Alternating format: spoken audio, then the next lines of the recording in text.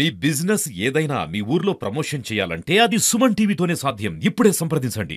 ఉమ్మడి నల్లగొండ జిల్లా తెలంగాణ రెవెన్యూ ఐకాస్ ఆధ్వర్యంలో ఈ రోజు ఘనంగా కార్యక్రమం నిర్వహించారు. నిజంగా ఈ కార్యక్రమానికి రెవెన్యూ సంఘాలు అందరూ కూడా తరలి వచ్చారు. నిజంగా ఈ కార్యక్రమం అట్టహాసంగా జరిగిందని చెప్పవచ్చు. ఈ తెలంగాణ జాయింట్ యాక్షన్ కమిటీ అధ్యక్షుడు అదేవిధంగా లచ్చిరెడ్డి గారు, అదేవిధంగా జేఏసీ సభ్యులు వచ్చారు. వాళ్ళంతా కూడా ఎక్కడ ఉన్నారు, వాళ్ళంతా కూడా ఆనందంగా ఈ కార్యక్రమాన్ని ఏర్పాటు చేసుకున్నారు. ఎందుకంటే తెలంగాణ రెవెన్యూ ఉద్యోగుల సంఘం జేఏసీగా ఏర్పడే విధంగా 4 జిల్లాల తర్వాత ఉమ్మడి నల్లగొండ జిల్లా సంబంధించి అంటే నల్లగొండ, సూర్యాపేట, యాదగిరి, యాదాద్రి, భువనగిరి జిల్లా మొత్తం కలిపి కూడా కార్యక్రమాన్ని అయితే అటాస్ ఏర్పాటు చేశారు. నిజంగా దీనికి సంబంధించి అసలు నిజంగా మరి ఈ సంఘము ఉద్దేశం ఏంటి, సంఘం ఎలా బలోపేతం అవుతుంది, ఈ సంఘం వల్ల రెవెన్యూ ఉద్యోగులకు ఏమేమి సేవలు అందిస్తారని చెప్పి మనతో మాట్లాడిన తెలంగాణ రెవెన్యూ తహసీల్దార్ అసోసియేషన్ అధ్యక్షుడు రాములు సార్ ఉన్నారు. సార్ మాట్లాడదాం. సార్ చెప్పండి సార్, నిజంగా ఈ తెలంగాణ రెవెన్యూ ఉద్యోగ సంఘం జాక్ ఈ రెవెన్యూ ఉద్యోగులకు ఎలాంటి హామీ ఇవ్వబోతున్నాయి? గత దశాబ్ద కాలంలో రెవెన్యూ వ్యవస్థ నిర్వీర్యం అయిపోయింది.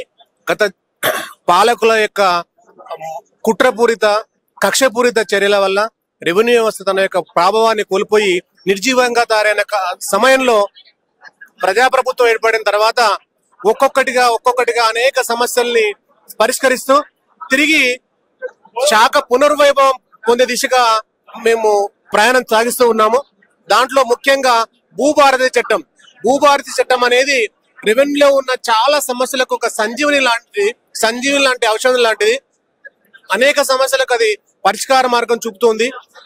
ఉదాహరణకి భూభారతి చట్టం వల్ల ధరణి చట్టంలో రైతులు ఏదైతే సమస్యల్ని ఎదుర్కొన్నారో అట్లాంటి సమస్యలకి ఇది పరిష్కారం చూపుతుంది.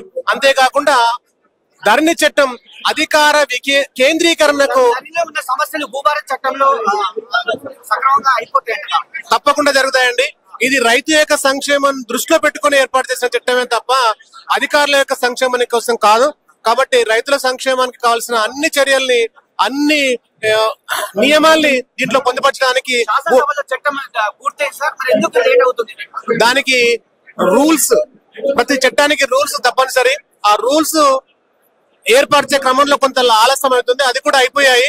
నాకు తెలిసి వచ్చే వారం రోజుల లోపల మన రెవెన్యూ శాఖ మంత్రి గారు చెప్పిన విధంగా వచ్చే వారం రోజుల లోపల అది అమలులోకి వస్తుందండి.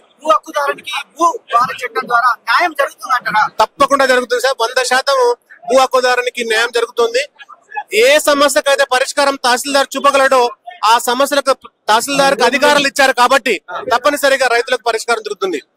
అంటే అదే విధంగా ఇప్పుడు తెలంగాణ జాయింట్ యాక్షన్ కమిటీగా మీరు దీని సందర్భంగా రెవెన్యూ ఉద్యోగులకు ఏమేమి హామీలు రెవెన్యూ ఉద్యోగులకు జేఏసీ తరపున ఇప్పటికే అనేక సంక్షేమ తర్వాత సర్వీస్ పరమైన కార్యక్రమాలు చేపట్టాము. గత 13 నెలల కాలంలో లచ్చిరెడ్డి సార్ మరియు రామకృష్ణ సార్ యొక్క ఆధ్వర్యంలో ఏర్పడిన జాక్ నేతృత్వంలో అనేక సమస్యల పరిష్కారం, మొట్టమొదటిగా విఆర్ఎల్ నుంచి మొదలుకొని డిపార్ట్మెంట్ లో అత్యున్నత స్థాయి స్పెషల్ గ్రేడ్ డిప్యూటీ కలెక్టర్ వరకు అన్ని స్థాయిల్లో ప్రమోషన్లు, తర్వాత వాళ్ళకి కావాల్సిన ప్రయోజనాలన్నీ కూడా చేకూరాయి.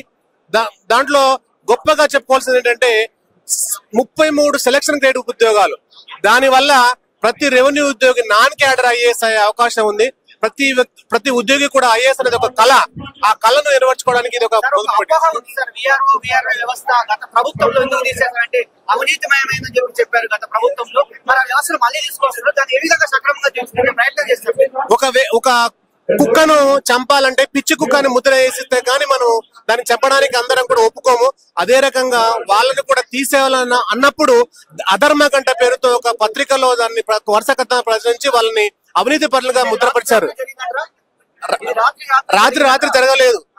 చాలా కాలాల పాటు అంటే కొంత సంవత్సరం కాలం పాటు దాన్ని మెల్లమెల్లిగా ప్రజల యొక్క మనసుల్లో వాళ్ళ మీద విద్వేషాన్ని వెదజల్లి వాళ్ళ పైన వ్యతిరేకత వచ్చినట్లుగా ప్రభుత్వాలు బాగా ప్రయత్నం చేశాయి. ఆ ప్రయత్నంలో సఫలీకృతమయ్యాయి. కానీ అదే ఉద్యోగులు వేరే శాఖలోకి వెళ్లి వాళ్ళు చాలా మంచిగా ఎటువంటి పేరు లేకుండా, చెడ్డ పేరు లేకుండా, ఎటువంటి అవినీతికి పాల్పడకుండా గత 3 సంవత్సరాలుగా వాళ్ళ యొక్క సర్వీస్ ని కొనసాగిస్తున్నారు.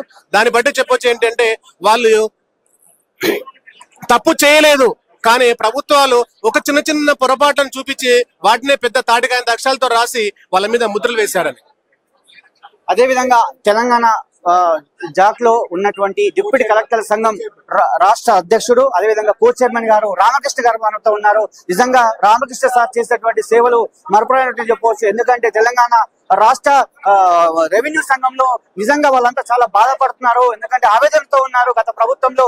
కాబట్టి వారికి న్యాయం జరగాలని చెప్పి ఇంతకుముందు కూడా చాలా ఆవేదనగా మాట్లాడినటువంటి విషయం చెప్పవచ్చు. ఒకసారి రామకృష్ణ సార్ తో మాట్లాడదాం. సార్ చెప్పండి సార్, మీరు నిజంగా రెవెన్యూ ఉద్యోగుల పక్షాన ఎంతో కష్టపడుతున్నారు, ఎన్నో పోరాటాలు చేస్తున్నారు. మరి ప్రధానంగా ఈ అంటే యాదాద్రికి వచ్చే సందర్భంలో మీరు రెవెన్యూ ఉద్యోగులకు ఏమేమి హామీ ఇస్తారు సార్?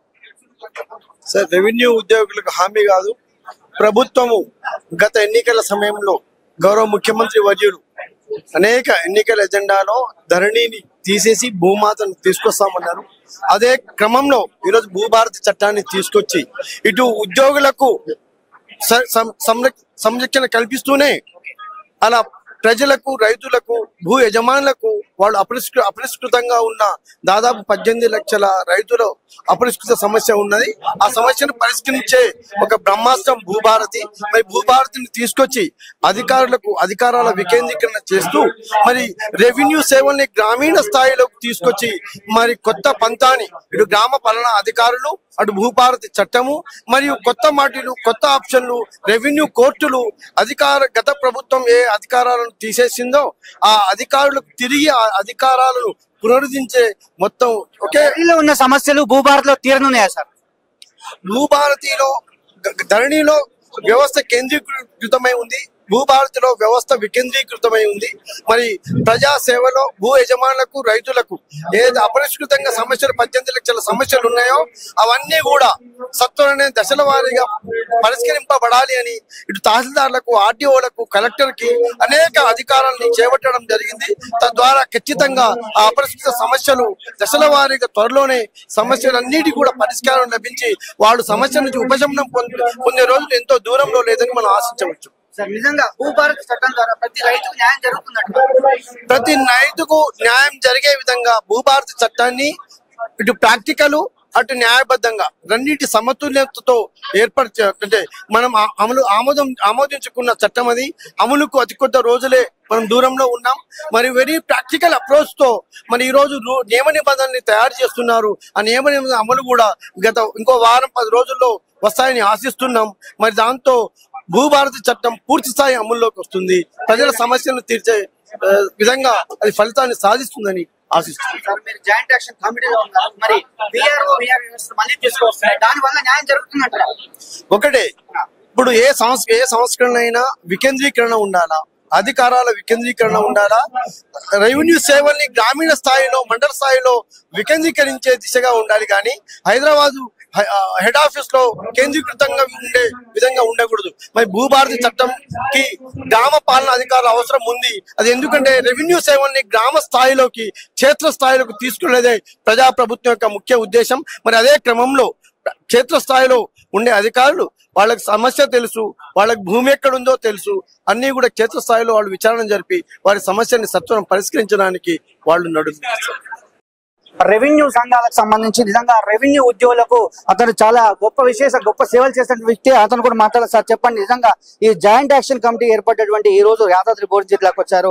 మరి నిజంగా భూభారతి చట్టం కూడా త్వరలో అమలు కానుంది. దానికి సంబంధించి నిజంగా ధరణి ప్లేస్ లో భూభారతి చట్టం ప్రజలకు న్యాయం జరిగే విధంగా ఉంటుందా?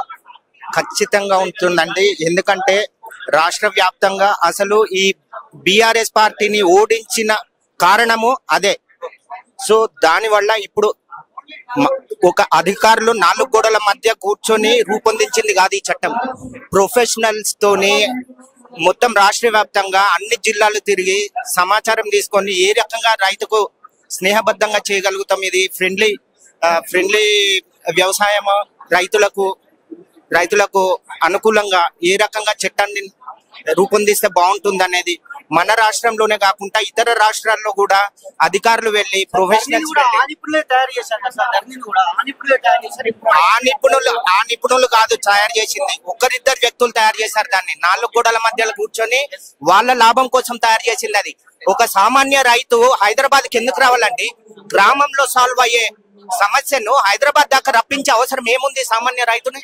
అది అలా దాని వల్ల కాదు, దాంతో కంపేర్ చేయకూడదు ఎట్టి పరిస్థితిలో. ఈ భూభారతి చట్టంలో రైతుకు న్యాయం జరిగే విధంగా ఏ కార్యక్రమాలు రైతుకు న్యాయం జరిగేది ఏంటంటే భూభారతిలో రెవెన్యూ కోర్టులు వస్తున్నాయి. ప్రతి రిజిస్ట్రేషన్ తో పాటు సర్వే లేకుండా రిజిస్ట్రేషన్ చేయబడదు. సో చిక్కుముళ్ళు ఉండవు. ఇంకా ఒకసారి రిజిస్ట్రేషన్ అయ్యేటప్పుడే సర్వే చేస్తున్నారంటే ఇంకా చిక్కుముళ్ళు ఉండవు. అక్కడే క్లారిటీ వచ్చేస్తుంది. అతి ముఖ్యమైనది ఏంటంటే కేంద్రీకృతమైన దాన్ని వికేంద్రీకరణ చేసింది. సో ఇప్పుడు ఇంక ఇబ్బంది ఏముండదు. వికేంద్రీకరణ అయిన తర్వాత ప్రజలకు చేరువలో ఉంటాయి అన్ని. ధరణిలో మ్యూటేషన్ అనేది ఇమ్మడే రిజిస్ట్రేషన్ అవ్వగానే ఇమ్మడే మ్యూటేషన్ అయ్యేది, కానీ భూభారత్ లో కొంచెం టైం అనేది ఇస్తుందని చెప్తున్నారు. నిజమా? లేదు, వెంటనే అవుతుంది. అట్లా ఏం టైం పట్టదు, ఇమ్మీడియట్ అవుతుంది. ఇంకా వికేంద్రీకరణ చేశారు. ఎక్కడో కలెక్టర్ దాకా పోయే అవసరం కూడా లేదు కాబట్టి ఇమ్మీడియట్ గానే అవుతుంది. భూభారత్ చట్టం అనేది ప్రభుత్వం బంగారు బాత రైతులకు బంగారు బాతు అండి. ఇది చట్టం అనేది చుట్టం కాదు అంటారు, కానీ ఈ చట్టం మాత్రము రైతులకు చుట్టంగా రూపొందించబడింది. చట్టం శాసనం అయింది కానీ ఇంతవరకు అమలు ఎట్లేదు. ఎందుకు జాప్యం జరిగింది? గైడ్ లైన్స్ రూపొందించాలి కదా, అది ఆషామాషిగా చేసేది కాదు కదా. ఇప్పుడు అలా చేస్తే ఇది మరో ధరణి అవుతుంది. సో దాని వల్ల దే టేకింగ్ టైం ప్రాపర్ గా బిల్డ్ చేయడానికి గైడ్ లైన్స్.